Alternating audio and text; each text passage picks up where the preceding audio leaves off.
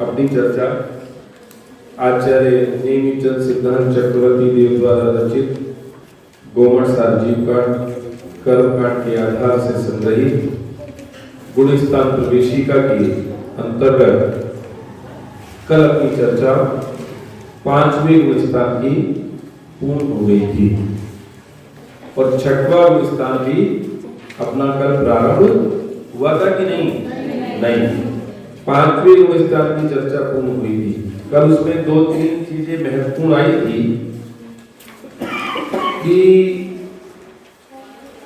पंचम गुणस्थान में अणुव्रतों का होना अनिवार्य है और अणुव्रतों के माध्यम से 11 प्रतिमाएं, ठीक है, 11 प्रतिमाओं में जीव को दूसरी प्रतिमा व्रत प्रतिमा आती है ना।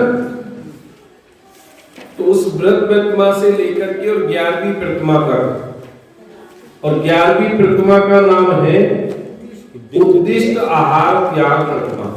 ये गृह त्यागियों के होती है जिसमें क्षुल्लक, एलक, आरेकाएं और छुल्लिकाएं होती हैं। ठीक है, ये यहां तक की तो बात समझ में आ रही है। देखो, मैं 11 की 11 प्रतिमाओं के नाम भी आपको बतला देता हूं। पहले प्रतिमा का नाम है दर्शन प्रतिमा, दूसरी का व्रत प्रतिमा, लिखा है सब 5वें स्थान के पेज नंबर 68 पर। सामायिक प्रतिमा, प्रोषक प्रतिमा, सचित त्याग प्रतिमा, दिवा मैथुन त्याग अर्थात रात्रि भोजन त्याग प्रतिमा, ब्रह्मचर्य, दिवा मैथुन त्याग ब्रैकेट में रात्रि भोजन त्याग भी लिखा है, ब्रह्मचर्य, आरंभ त्याग, परिग्रह त्याग, अनुमति त्याग और उद्दिष्ट आहार त्याग। मैं जो आज आपको ये प्रतिमाओं के नाम बताए हैं, इसमें 10वें नंबर की प्रतिमा है अनुमति त्याग। समझ में आ रही बात? क्या नाम है? अनुमति। अगर उस 10वीं प्रतिमा तक घर में रह सकते हैं, ध्यान से सुनना, 10वीं प्रतिमा तक जीव घर में रह सकता है, घर में रहेगा और घर में रहने के बाद, समझ में आ रही बात? अब परिग्रह त्याग प्रतिमा में ये समझना, उसका परिग्रह परिमाण कर लेता है ना, परिग्रह का बहुत अल्प परिग्रह, और उसके परिवार के लोग भी उससे अब उसी के पुत्र आदि की अनुमति मांगने के लिए आए तो वह उसकी अनुमति नहीं देता। किसी भी प्रकार के हिंसा जिस कार्य में होती है वो उसकी अनुमति कौन नहीं देता है? अभी जो 10वीं प्रतिमाधारी है, समझ में आ रही बात? अरे मेरी बात समझ में आ रही है ना? मतलब जिसमें समारंभ और आरंभ होता है उसकी अनुमति भी नहीं देता है, मतलब अनुमोदना भी नहीं करता है। आप उनसे जाकर के पूछो जी ये काम कर ले क्या, वो नहीं बोलेंगे, जो भी घर में रहने वाला है। तो फिर जो क्षुल्लक हो गए, इल्लक हो गए, आरेकाएं हो गई अथवा मुनिराज हो गए, वो किसी चीज की अनुमति दे सकते हैं क्या? और देते हैं तो वो आगम सम्मत है क्या? विचार करें। समझ में आ रही बात? उद्दिष्ट त्याग, उद्दिष्ट आहार त्याग प्रतिमा, जो उद्दिष्ट मतलब जो उनके उद्देश्य से आहार बनाया गया हो, वो आहार वे नहीं लेते हैं। कौन? मुनिराज की बात सुनिए भाई साहब। क्षुल्लक, एलक और आरेका, छुल्लिका, उनके निमित्त से अगर उन्हें पता चल जाए कि हमारे निमित्त से आहार बना है तो वे उस आहार का त्याग कर देते हैं। उद्दिष्ट मतलब उद्देश्य से बनाया गया। समझ में आई बात? समझ में आ रही बात कि नहीं आ रही? उद्दिष्ट आहार का त्याग तो क्षुल्लक, इल्लक इनके ही हो जाता है। तो मुनिराजों की तो बात ही बहुत ऊंची है, उत्कृष्ट है। समझ में आई बात? 11 प्रतिमाएं, क्षुल्लक, एलक, छुल्लिका जानते हो किसे कहते हैं? जो माता जी होती हैं, कमंडल पीछे उनके साथ होता है, लेकिन उनके पास एक चादर होती है बस। और वो चादर कितनी बड़ी बात होती है, ध्यान से सुनना। वो चादर इतनी बड़ी होती है कि सिर पे ढके तो पैर खुले रह जाएं और पैर पे ढके तो सिर खुला रहे। ऐसे छुल्लक के पास भी इतनी बड़ी चादर होती है। अब ये नहीं कि आप खेस रख ले, समझ में आई बात? खेस को तो तान के सोया जा सकता है कि नहीं सोया जा सकता है, तो खेस नहीं रख सकते।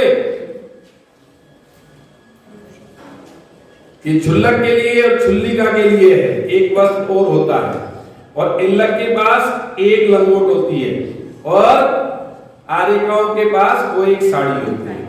समझ में आ गई बात? इतना तो सब समझ में आ गया। तो 11वें प्रतिमा तक की चर्चा अपनी 5वें स्थान की चर्चा अपनी हो गई थी देशशिला। मुझे आपको 2-3 प्रश्न और पढ़ाने हैं, जिनमें उससे आगे की ओर बढ़ूंगा। पेज नंबर 48 बहुत जल्दी से पढ़ाऊंगा। निमित्त कारण किसे कहते हैं? 48 पर 85वां प्रश्न मिल गया सबको? निमित्त कारण किसे कहते हैं? इन पुरानी पुस्तकों में राजकुमार जी पेज बताओ जरा। 85 क्वेश्चन नंबर 85 पेज नंबर 48। ठीक है? हैं? पुरानी में नहीं, पुरानी में नहीं। चलो कोई नहीं, पुरानी वाले में मत देखें, नई वाली में देखें। निमित्त कारण किसे कहते हैं? जो पदार्थ स्वयं विवक्षित कार्य रूप तो न परिणमे, परंतु कार्य की उत्पत्ति में अनुकूल होने का जिस पर आरोप आ सके, उस पदार्थ को निमित्त कारण कहते हैं। जैसे घट की उत्पत्ति में कुंभकार, दंड, चक्र आदि। निमित्त कारण किसे कहते हैं? कि जब कोई कार्य होता है, उस कार्य के होने में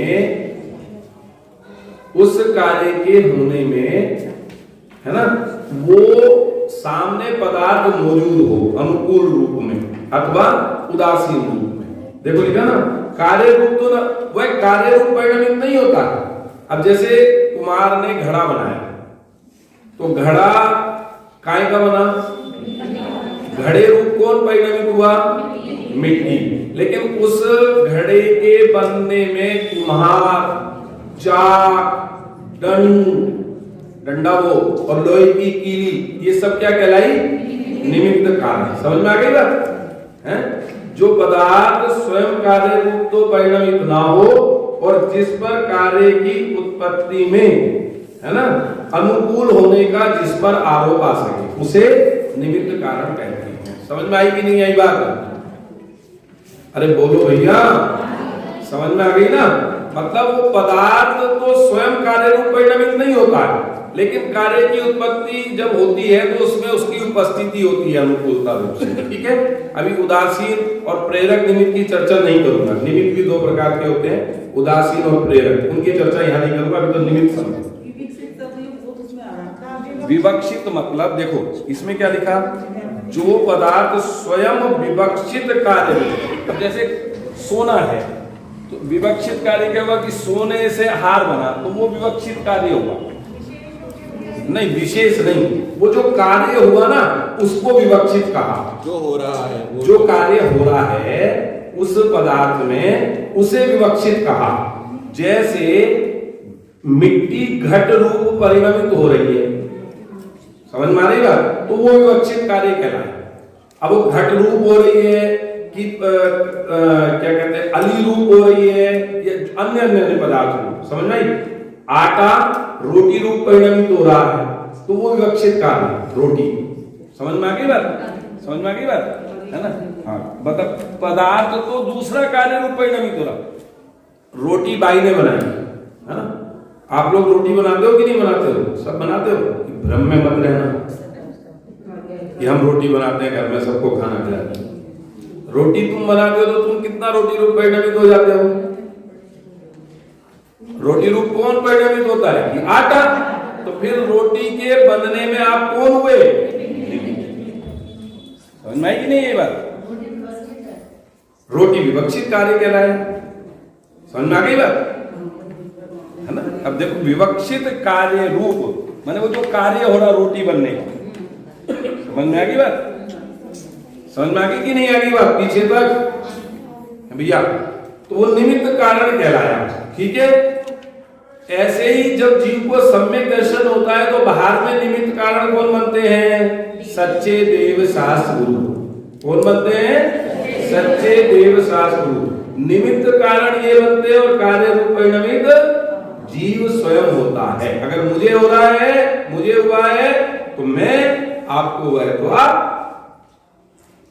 समझ में आई कि नहीं आई बात? देखो, अगर हम सामने वाले को अपनी इच्छा के अनुसार एक परिणाम देते तो अपन तो सभी को अपने को स्वस्थ रखना चाहते कि नहीं चाहते? तो स्वस्थ रहते हैं। इस शरीर ही हमारे अनुकूल परिणमित नहीं होता है, जबकि इसकी तो हम बहुत सेवा करते हैं। तो हम इस शरीर के भी कर्ता कहाँ हैं? अब ये स्वस्थ है तो ये अपनी योग्यता के कारण है। समझ में आई बात? हम तो उसमें निमित्त कारण बन सकते हैं, जीव का भाव, वो भी जीव का भाव। समझ में आ रही बात? समझ में आई बात? हमारा पुत्र नालायक निकल जाए, समझना, तो वो और एक पुत्र नालायक निकल जाए और एक योग्य निकल जाए, तो अपन क्या कहते हैं कि योग्य वाले पुत्र के कर्ता तो अपन, और ये नालायक के कर्ता कौन? जब कर्ता हो तो दोनों के कर्ता आप ही हो, है कि नहीं? लेकिन ऐसा नहीं, उनका परिणमन होता तो स्वयं है, लेकिन हम जो अच्छा कार्य करता है उसके कर्ता स्वयं बन जाते हैं, और बुरा कार्य जब वो करता है तो कहते हैं कि भैया इसकी होनहारी ऐसी थी, इसके कर्म का उदय ही ऐसा। ऐसा कहते कि नहीं कहते लोग के अंदर? लेकिन वास्तविकता तो यही है कि कर्म के उदय के अनुसार ही होता है सारा का सारा कार्य, पर अच्छाई के कर्ता हम, पर बुराई के कर्ता कर्म। क्योंकि हमें हर चीज का श्रेय लेने की आदत है और अपने ऊपर कोई आरोप लेने की आदत नहीं है। हम हर अच्छे कार्य का तो श्रेय लेना चाहते हैं, लेकिन बुरे कार्य, अगर आपको श्रेय लेना है तो दोनों कार्य का लो, अच्छे का भी लो, बुरे का भी लो। लेकिन होता तो कार्य अपनी स्वतंत्रता से ही है, अपने अपने कर्म के अनुसार ही जीव का परिणमन होता है। ठीक है, निमित्त संबंध में आ गया ना। अब देखो, निमित्त नैमित्तिक संबंध किसे कहते हैं? जब उपादान स्वतः कार्य रूप परिणमता है, तब भाव रूप या अभाव रूप किस उचित योग्य निमित्त कारण का उसके साथ संबंध है, यह बताने के लिए उस कार्य को नैमित्तिक कहते हैं। इस तरह से भिन्न पदार्थों के इस स्वतंत्र संबंध को निमित्त नैमित्तिक संबंध कहते हैं। निमित्त नैमित्तिक संबंध परतंत्रता का सूचक नहीं है, किंतु नैमित्तिक के साथ कौन निमित्त रूप पदार्थ है उसका ज्ञान कराता है। जिस कार्य को निमित्त की अपेक्षा नैमित्तिक कहा है, उसी को उपादान की अपेक्षा उपाधि भी कहा है। निमित्त नैमित्तिक संबंध, अभी मैं ये केवल आपको यहाँ पढ़ाया है, इसका खुलासा नहीं कर रहा हूँ, आगे बढ़ रहा हूँ, क्योंकि अभी इसकी चर्चा आपको महत्वपूर्ण नहीं है, मुझे जो गुण स्थान समझाना है। आंवली किसे कहते हैं? आंवली, अभी आएंगे शब्द आगे जाकर के।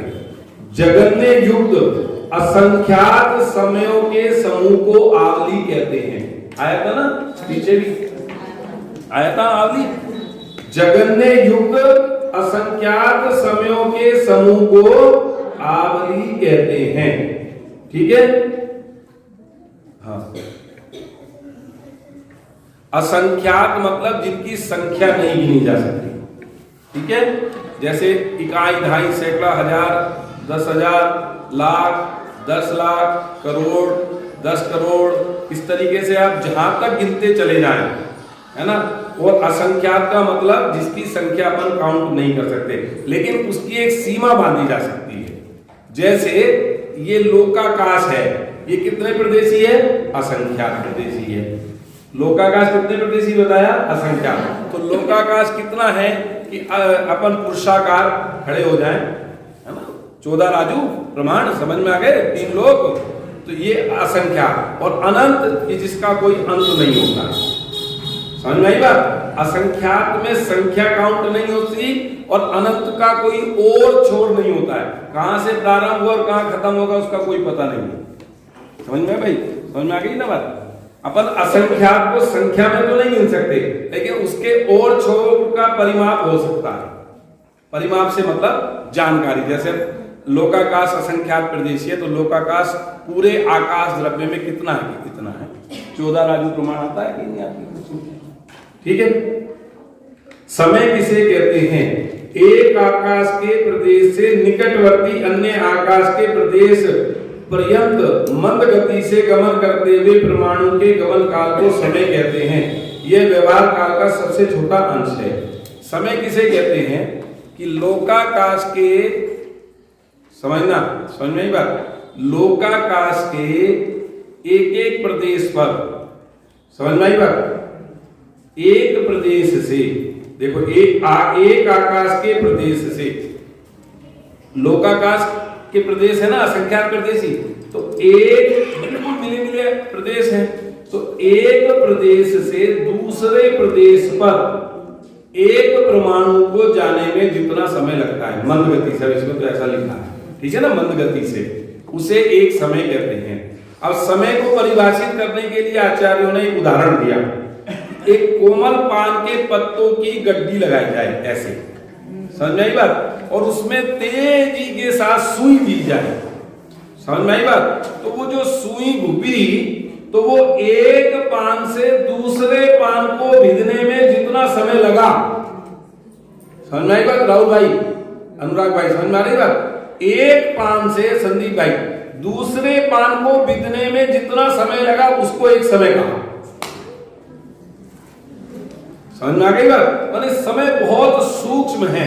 जैसे मैंने बताया था कि एक पलक के झपकने में असंख्यात आंवली चली जाती है, और एक आंवली कितने समय का होता है कि जगन्य असंख्यात समय वाला होता है, समझ में आई बात। इतना इतना सूक्ष्म इकाई है, वो हमारे और आपके ज्ञान गम में नहीं है, लेकिन आचार्यों ने उससे समझाने का प्रयास किया है। जैसे मैंने पान का उदाहरण देकर के एक समय को आपको समझाने का पुरुषार्थ किया है। प्रदेश किसे कहते हैं? एक परमाणु से व्याप्त आकाश के क्षेत्र को प्रदेश कहते हैं। लोकाकाश के एक प्रदेश को, समझ में आई बात, लोकाकाश के जितने प्रदेश को एक परमाणु घेरता है उसे प्रदेश कहते हैं, है ना, या रहता है, ठहरता है, समझ में आ रही बात? अरे समझ में आ रही कुछ बात? सुजाता भाभी क्या हुआ, आ रही? लोकाकाश कितने प्रदेशी? असंख्यात। अब देखो एक तरीके से, अब देखना, एक मिनट समझाने के लिए, जैसे अपन ने ना ये ड्रॉप ड्रॉप लगाए, है ना, समझना भी मेरी बात। अब ये लगाए ना बिंदु बिंदु से, तो ऐसे पूरा का पूरा लोकाकाश असंख्यात प्रदेश में, यहां पर भी हम लोकाकाश में बैठे हैं ना, तो अब इस एक प्रदेश पर एक पुद्गल परमाणु यहां करके ठहरा, तो जितने हिस्से को उस पुद्गल परमाणु ने घेरा उसे क्या कहते हैं? प्रदेश कहते हैं। समझ में आ गई बात? पुद्गल परमाणु ने आकाश के जितने स्थान को घेरा उसे क्या कहते हैं? प्रदेश कहते हैं। समझ में आ गई बात? थोड़ा सा सूक्ष्म है, कोई बात नहीं। एक परमाणु से व्याप्त आकाश क्षेत्र को प्रदेश कहते हैं। एक प्रदेश में अनंत परमाणुओं को अवगाहन देने की शक्ति है। देखो कैसी गजब की बात है। अगर नहीं होती तो क्या परेशानी खड़ी होती राजकुमार, क्या परेशानी खड़ी होती? एक प्रदेश है ना जो आकाश का, उसमें अनंत पुद्गल परमाणुओं को स्थान देने की ताकत है। अगर नहीं होती तो पता क्या परेशानी होती? लोकाकाश तो है संख्यात प्रदेशी, और पुद्गल द्रव्य कितने प्रदेशी है कि एक प्रदेशी, संख्यात, असंख्यात और अनंतानंत प्रदेशी। तो अब अनंतानंत पुद्गल परमाणु इस लोकाकाश में कैसे ठहरते हैं? हमारी बात, लोकाकाश तो असंख्यात प्रदेशी है और पुद्गल परमाणु कितने हैं कि अनंतानंत। तो फिर अगर एक प्रदेश में अनंत परमाणुओं को ठहरने की सामर्थ्य, स्थान देने की सामर्थ्य नहीं होती तो वो कैसे रहते हैं?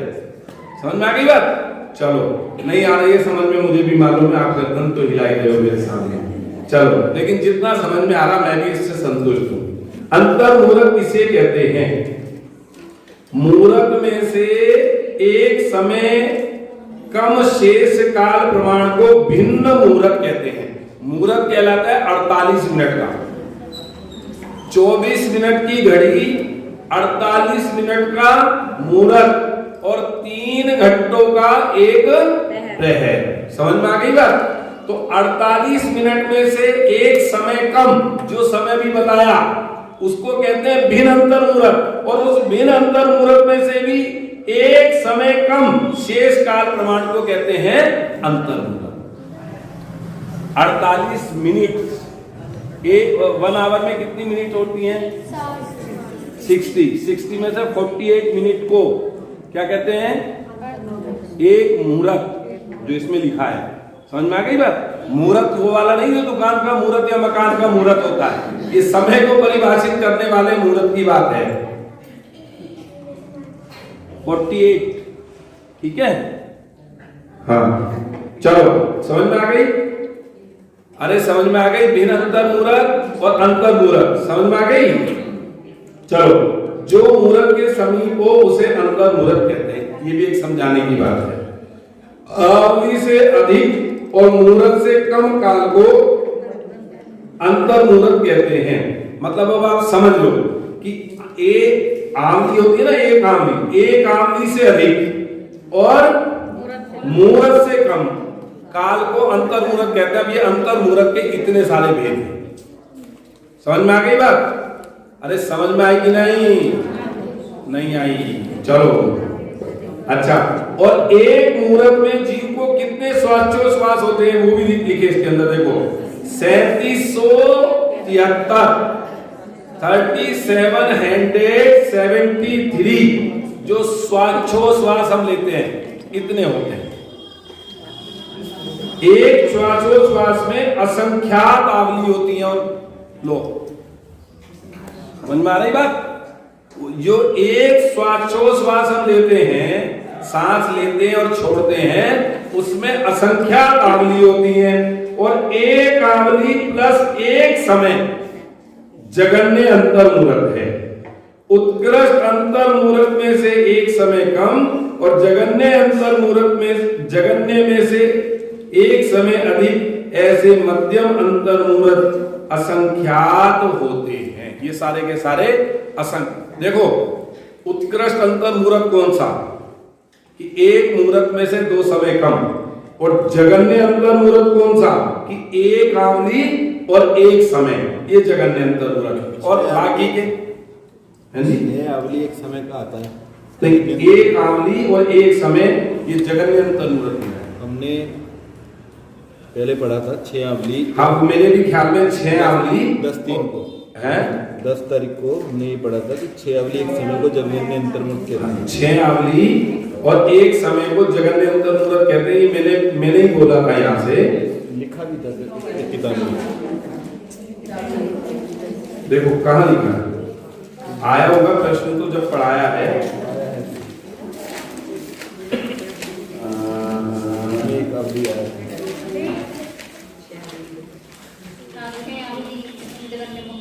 कहाँ है प्रश्न? बोलो।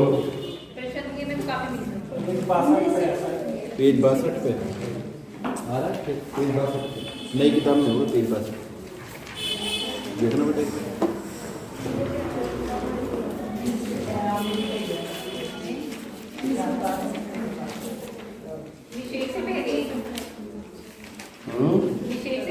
पुरानी किताब में कि नई में?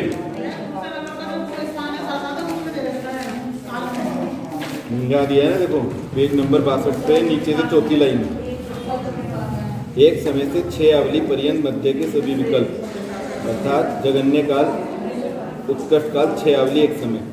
देखो अब इसमें भी क्या लिखा है, सुनो मेरी बात। जगन्य काल एक समय और उत्कृष्ट काल 6 आवली, अर्थात एक समय से 6 आवली पर्यंत मध्य के सभी विकल्प। अब ये पढ़ाने में ही गलती रही है। ये काल बताया जा रहा है दूसरे गुणस्थान का, और हमने ये बता दिया था जगन्य अंतर मुहूर्त का। समझ में आ गई बात? तो ये गलती पढ़ाने में रही है। समझ में आई बात? समझ में आ गई कि नहीं आ गई बात? ये ना यहाँ में भी गलत अर्थ लिखा गया, तो इसलिए इसको सुधार कर लेंगे। ये तो साधारण गुण स्थान का काल बताया है, जगन्य काल। जगन्य काल। ठीक है ना। देखो जगन्य काल तो एक समय सासातन गुण स्थान का, और उत्कृष्ट काल 6 अवधि है ना, एक समय से 6 अवधि पर्यंत तक के सभी विकल्प वो उत्कृष्ट काल में गिने हैं दूसरे गुण स्थान के। लेकिन जगन्य अंतर्मुहूर्त एक अवधि और एक समय, ठीक है, सुधार कर लें इस बात में, कोई व्यक्ति गलती रही है तो इसमें सुधार कर लें, ठीक है भैया। चले आगे, अब देखो आ गया मुहूर्त किसे कहते हैं, 2 घड़ी अर्थात 48 मिनट को मुहूर्त किसे कहते हैं। चलिए ठीक है, यहां तक की बात समझ में आ गई। निकालिए 6वां गुण स्थान, पेज नंबर 71, 6वां गुण स्थान, उसमें पेज नहीं होगा जो मैं बोल रहा हूं। आचार्य देवीचंद ने गोमठ सात जी कांड गाथा नंबर 32 में प्रमत्त विरत गुण स्थान की परिभाषा निम्नानुसार दी है। 6ठे गुण स्थान का नाम क्या है? प्रमत्त विरत। 5 गुण स्थान के नाम बोलेंगे बिल्कुल क्रम से, पहला, दूसरा, तीसरा, चौथा, 5वां, 6ठा प्रमत्त विरत। चलो ठीक है, पढ़े। संजनो कसायानुदायो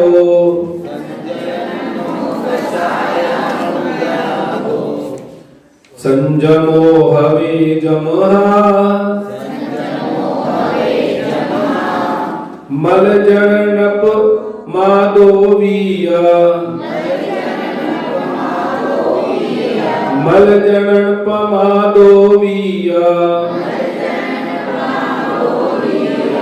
तमहाहुपमदवीद्रोसो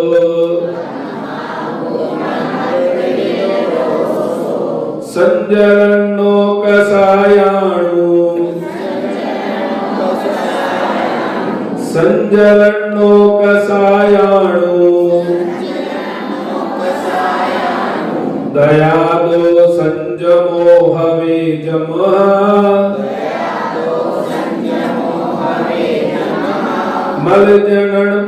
मलजनपमादोवीया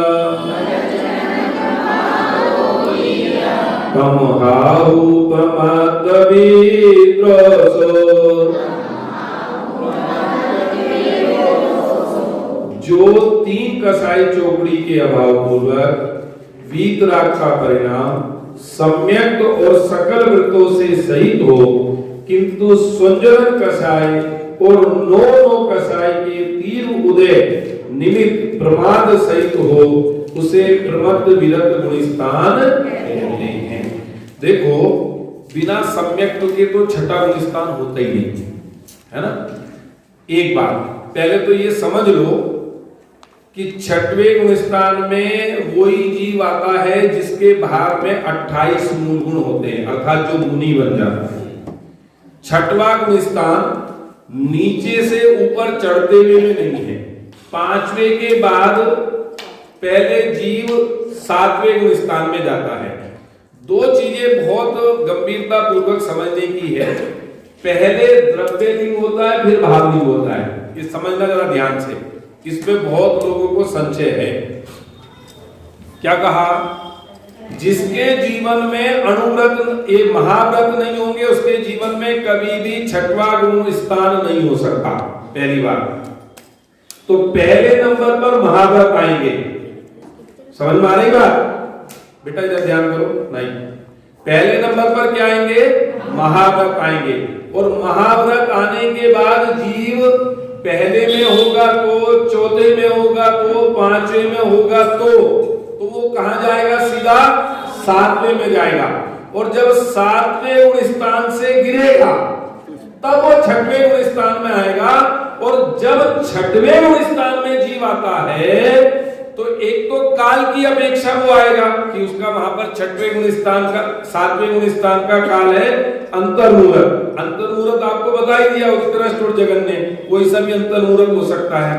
तो जगन उस अंतर्मुहूर्त के काल की अपेक्षा और फिर 6वें गुण स्थान में जीव के, उन मुनिराज के स्वंजलन और नो कषाय का तीर उदय होता है।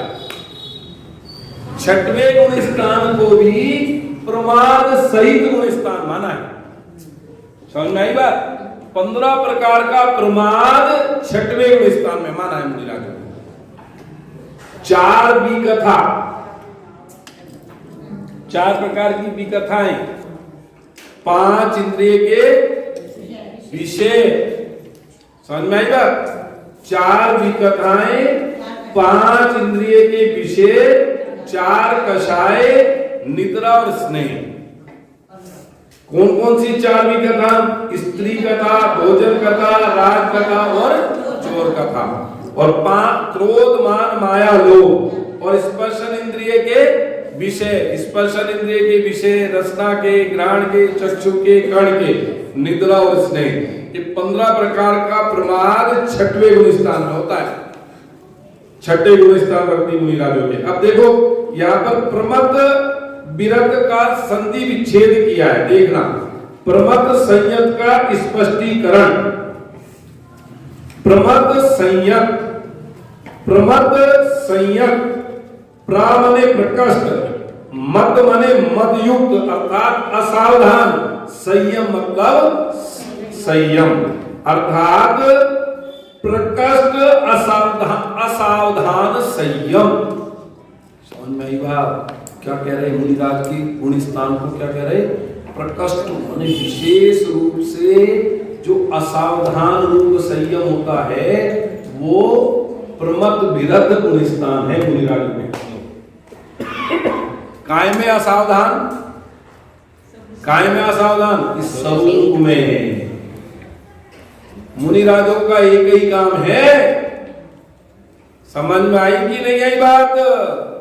कि अपनी शुद्ध आत्मा का अनुभव, और अनुभव से जब बाहर निकलते हैं कदाचित सामने पात्र जीव दिखाई देवे तो उसे फिर आत्मा के अनुभव की प्रेरणा देकर के अथवा शिक्षा दीक्षा आदि देकर के अथवा जिनवाणी की रचना करके फिर अपने स्वरूप में चले जाते हैं। और कोई काम नहीं होता मुनिराजों का। समझ में आई बात? तुम्हारे विधान आदि कराने का काम मुनिराजों का नहीं है। समझ में आई बात? समझ में आ रही कि नहीं आ रही बात? नहीं आ रही होगी समझ में बात। पता है मुनिराज कितने प्रकार के दोषों से रहित होते हैं? बोलो कौन बताएगा? 108 प्रकार के दोषों से। कितने प्रकार के? 108। उनके नाम के आगे भी 108 लगता है।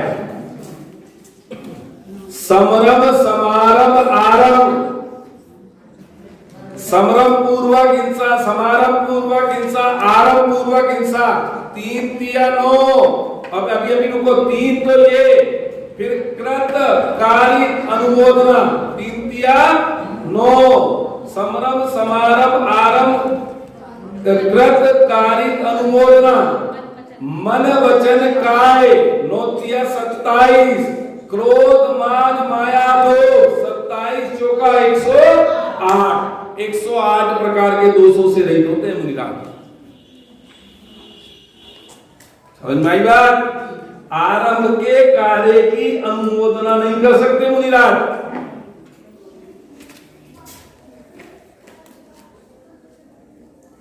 बोलो कैसे चर्चा करेंगे? स्वरूप तो समझाएंगे भैया। अब छठवें गुण स्थान की चर्चा है, भले ही आपको समझने में थोड़ी सी परेशानी महसूस होवे। समझ में आई बात राजकुमार जी? समरम, समारंभ, आरंभ किया,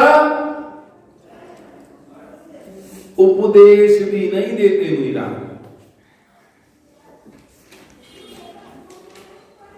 बहुत गंभीर बात है। छठवें गुण स्थान की चर्चा सुनोगे तो आंख खुल जाएगी। देखो लिख रहे, अब देख लो जरा भैया। सकल संयम रूप वीतरागता प्रकट हो जाने से, संयत हो जाने पर भी संजलन कषायों के उदय में विकथा आदि 15 प्रमादों में प्रवृत्ति होने से स्वरूप में असावधान वृत्ति हो जाने के कारण, काय में स्वरूप में असावधान वृत्ति हो जाने के कारण क्या कहलाता है गुण स्थान? प्रमत्त संयत कहलाता है। यहां पर कितनी कसाई चौकड़ी का उत्सव होता है? 3। कौन कौन सी?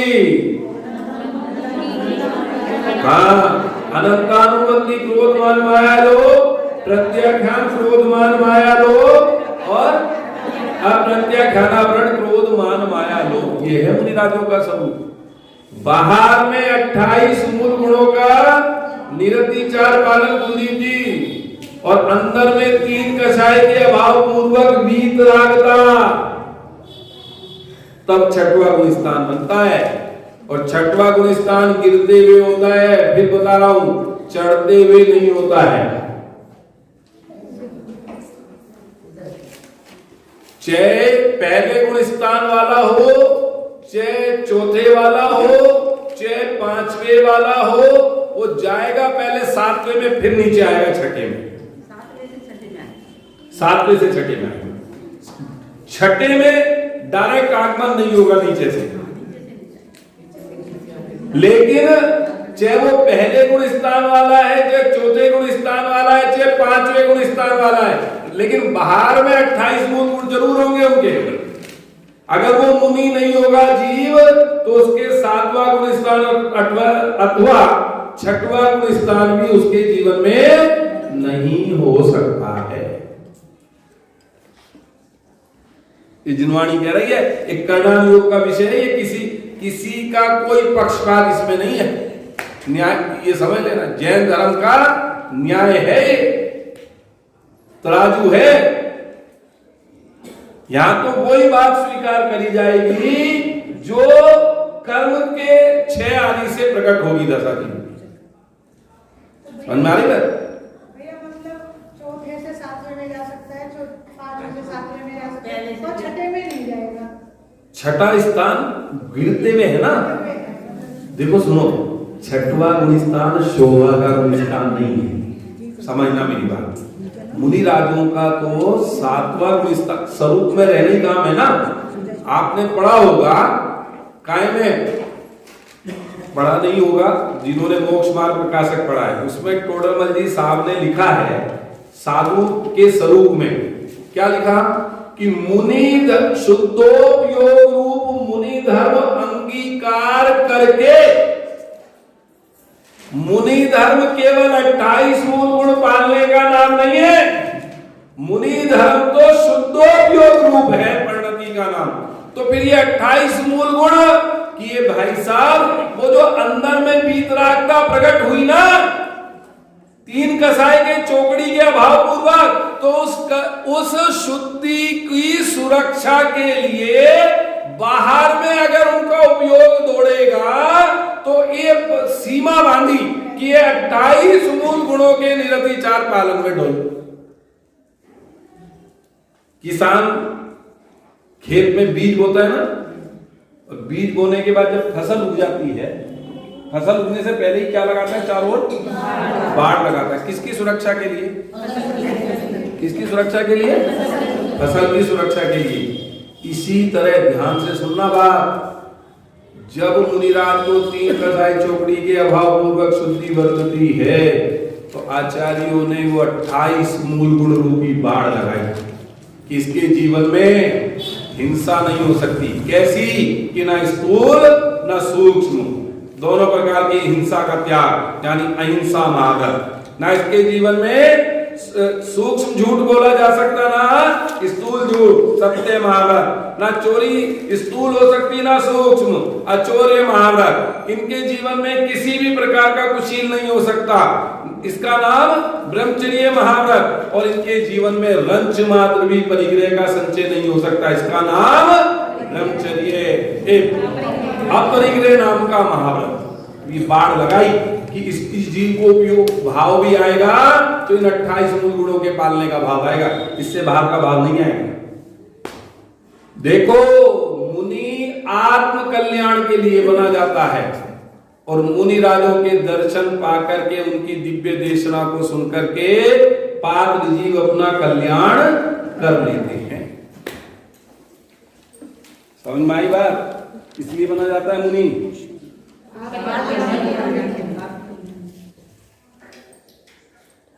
समझ में आ रही बात कुलदीप जी? हैं?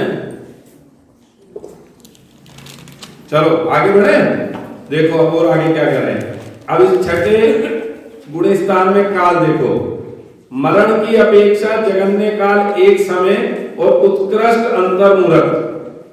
ठीक है, जब छठवें गुण स्थान से नीचे के गुण स्थानों में पतन होता है तब ही उत्कृष्ट काल घटित होता है। यहां से ऊपर गमन की ओर मात्र सातवें गुण स्थान में जाएंगे मीरा, छठवें से ऊपर सातवें में जाएंगे।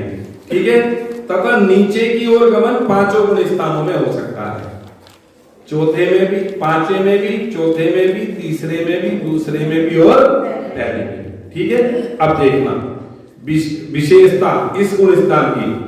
गुण स्थान शुद्ध परिणति युक्त शुद्धोपयोग रूप है। जो छठवां गुण स्थान होता है शुद्धोपयोग रूप परिणति से युक्त शुद्धोपयोग होता है उन मुनिराज को। यद्यपि यह दशा मुनि जीवन में अवश्यम भावी है तथापि बंध कारक है। कौन सी दशा? छठे गुण स्थान की। निश्चित रूप से हर मुनिराज छठवें गुण स्थान में आते हैं, आएंगे ही आएंगे, लेकिन ये बंध वाली है अवस्था छठवें गुण स्थान की। लिखा ना, तथापि बंध कारक है। नाटक समय सार में इसे जगबंध कहा है क्योंकि यहां शुद्धोपयोग रहता है। ठीक है, आचार्यकृत सभी साहित्य लेखन उपदेश दीक्षा शिक्षा आदि प्रशस्त कार्य इसी गुण स्थान में होते हैं। मुनिराज जो ग्रंथ आदि लिखते हैं, उपदेश देते हैं, दीक्षा देते हैं, शिक्षा देते हैं, वो कौन से गुण स्थान में लिखते हैं? छठवें गुण स्थान में लिखते हैं, क्योंकि सातवां गुण स्थान तो ध्यान रूप अवस्था है, स्वरूप में गुप्त होने वाली अवस्था है, तो छठवें गुण स्थान के कार्य है। यहाँ प्रयुक्त प्रमत्त शब्द अंतःदीपक जानना, मतलब एक रह गया। चलो, आहारक आदि रिद्धियों का उपयोग इसी गुण स्थान में होता है। जो आहारक रिद्धिधारी मुनिराज होते हैं ना, अथवा शुभ तेजस अशुभ तेजस जो पुतले निकलते हैं, वो सब इसी गुण स्थान में निकलते हैं। समझ में आई बात? समझ में आ गई बात? वो तो समझ में। आहारक रिद्धि आदि के बारे में अब मैं क्या बताऊंगा। अशुभ तेजस तो दीपायन मुनि के निकला था, और आहारक रिद्धि के बारे में अपन समझते ही हैं कि आहारक रिद्धि छठवें गुण स्थानवर्ती मुनिराजों को तत्वों के संबंध में कोई शंका होने पर उनके मस्तिष्क से एक हाथ प्रमाण स्वच्छ सफेद सप्त धातु रहित पुरुषाकार जो पुतला निकलता है उसे आहारक शरीर कहते हैं। ठीक है ना, तो वो अलग है, उसकी चर्चा मैं भी यहाँ नहीं कर रहा हूँ क्योंकि आगे बढ़ना है। अब गुण स्थान तेजी से आगे ले लेंगे। 28 मूल गुणों का अखंड पालन करना ही सच्चा गुरुपना है। फिर एक छोड़ दिया, हाँ ये बोला तो था मैंने। यहाँ पर प्रमत्त शब्द अंतःदीपक है। प्रमत्त अर्थात प्रमाद युक्त जो अवस्था है। अंतःदीपक मतलब 3 प्रकार के दीपक होते हैं, आदि दीपक, मध्य दीपक और अंतःदीपक। अंतःदीपक मतलब इससे नीचे के जितने भी गुण स्थान है वे सारे प्रमाद युक्त वाले। सही है बात? समझ में आ रही बात? समझ में आ रहा है कि नहीं आ रही बात? अरे समझ में आई बात? इससे नीचे यानी पहला, दूसरा, तीसरा, चौथा, पांचवा और छठवां तो ये है ही अंतःदीपक, प्रमाद युक्त है। मतलब स्वरूप में असावधानी है ज्यादा। समझ में आ गई बात?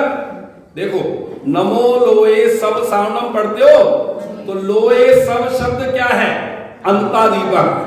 अगर आप ये भी पढ़ो, नमो लोए सब अरहंताणम, नमो लोए सब सिद्धाणम, नमो लोए सब आइडियाणम, नमो लोए सब उवज्झायाणम, नमो लोए सब सावनम, तो इसमें भी कोई दोष नहीं, क्योंकि लोए सब शब्द जो है नमोकार महामंत्र में अंतःदीपक है, यानी कि ऊपर के चारों पदों में आप उसको लगा सकते हो, है ना। ऐसे अगर ये पहले में होता नमो लोए सब अरहंताणम और बाद में तक ऐसे ही होता नमो सब सावनम होता तो वो आदि दीपक कहलाता, और अगर ये आचार्य प्रवेष्टि में लग जाता अंतर दीपक कहलाता। समझ में आई बात? उदाहरण भी है, एक मकान में 5 कमरे हों और पांचों के गेट इक्वल हों, तो शुरू के दरवाजे में अगर आप दीपक रखोगे तो पांचों कमरों में प्रकाश जाएगा कि नहीं जाएगा? अगर समान दीपक है, समान गेट है सबके, बीच में रखोगे तो भी सब में जाएगा, और अंत वाले गेट में रखोगे तो भी सब में प्रकाश जाएगा। इसलिए आदि दीपक, मध्य दीपक और अंतः दीपक। प्रमत्त शब्द यहाँ पर अंतः दीपक है। मूल गुण, यह शब्द ही हमें बताता है कि गुरुपने में मूल गुण है, अर्थात इनके बिना गुरुपना संभव नहीं है। जैसे जड़ के बिना वृक्ष नहीं होता, इसी तरह 28 मूल गुणों की अनिवार्यता आगम तर्क तथा युक्ति से भी यथार्थ सिद्ध होती है। अर्थात मुनिराजों के जीवन में 28 मूल गुण होने ही चाहिए, उनके बिना उनका बहिरंग वेश शोभता नहीं है। ठीक है, चलिए अब मैं इनको नहीं पढ़ रहा हूं आगे के, है ना? पढ़ दूं? चलो पढ़ देते हैं। नहीं फिर अब ये 7वें गुण स्थान को देखें आप, अप्रमत्त विरक्त गुण स्थान। आचार्य श्री नेमीचंद ने गोमटसार जीवकांड तथा गोमटसार जीवकांड गाथा 45 में अप्रमत्त संयत गुण स्थान की कर्मोदय सापेक्ष परिभाषा निम्नानुसार दी है।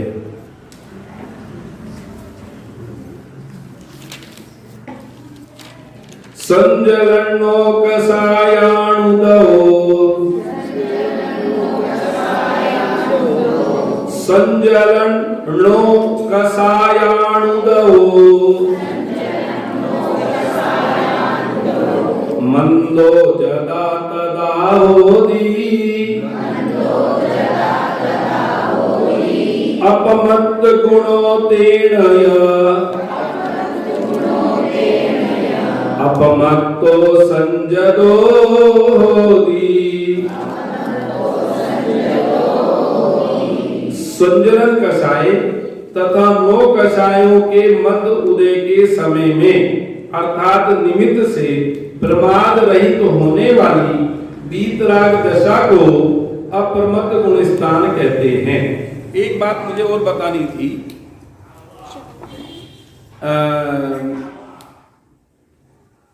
वीतरागता की बात कई बार 2 बातें और भी चलती हैं इनको लेकर के। श्रेणी बांटी जाती है 8वें गुण स्थान से, सुनना जरा मेरी बात को। और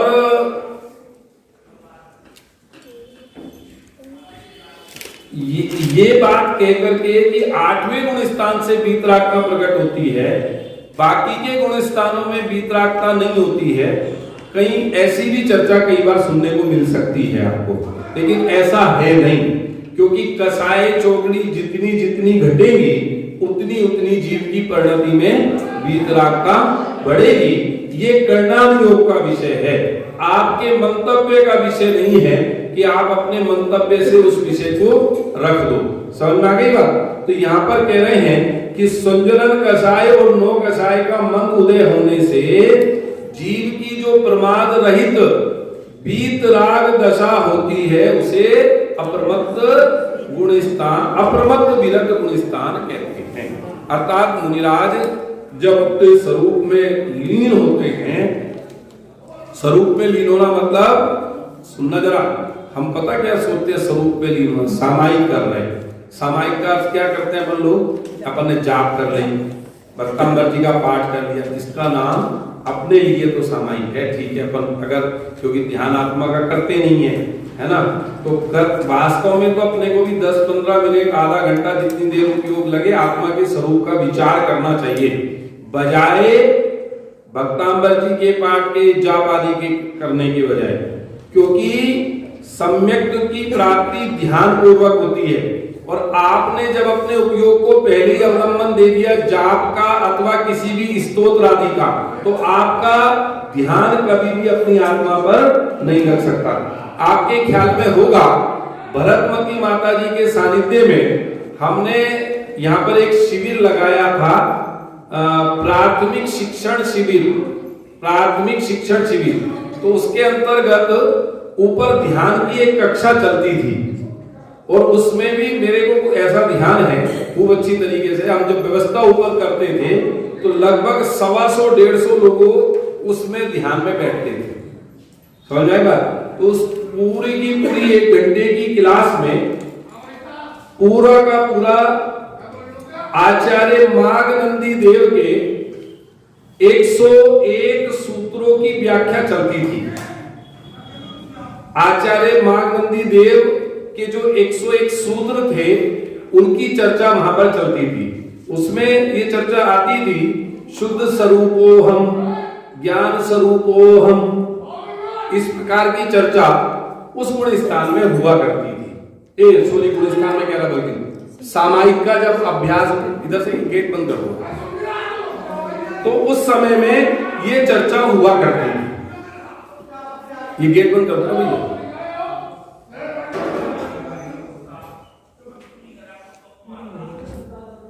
बस ठीक है।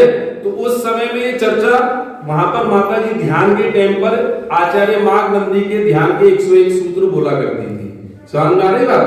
तो यहां पर जब तक हम अपनी आत्मा का ध्यान नहीं करेंगे तब तक हमारे को रत्नात्रय की प्राप्ति नहीं हो सकती है। ये तो बात समझ में आ गई ना सभी लोगों को। तो यहां पर भी क्या कह रहे हैं कि आचार्य संज्वलन कषाय तथा नो कषाय के मन उदय के समय अर्थात निमित्त से प्रमाद रहित होने वाली वीतराग दशा को अप्रमत्त संयत गुणस्थान कहते हैं। समझ में आ गई बात। अर्थात जब वे अपनी आत्मा में लीन होते हैं तो उस गुणस्थान का नाम क्या होता है? अप्रमत्त संयत, अप्रमत्त विरत संयत गुणस्थान। ठीक है, चलो आचार्य नेमिचंद देव ने एक गाथा पढ़ करके बात पूरी करता हूं। नेमिचंद ने ही गोमरसार जीवकांड गाथा 46 में स्वस्थान अप्रमत्त गुणस्थान की ध्यान की मुख्यता से भेद सहित परिभाषा निम्नानुसार भी दी है, जो विशेष महत्वपूर्ण है। बस इसकी चर्चा पर करते हैं। चलिए।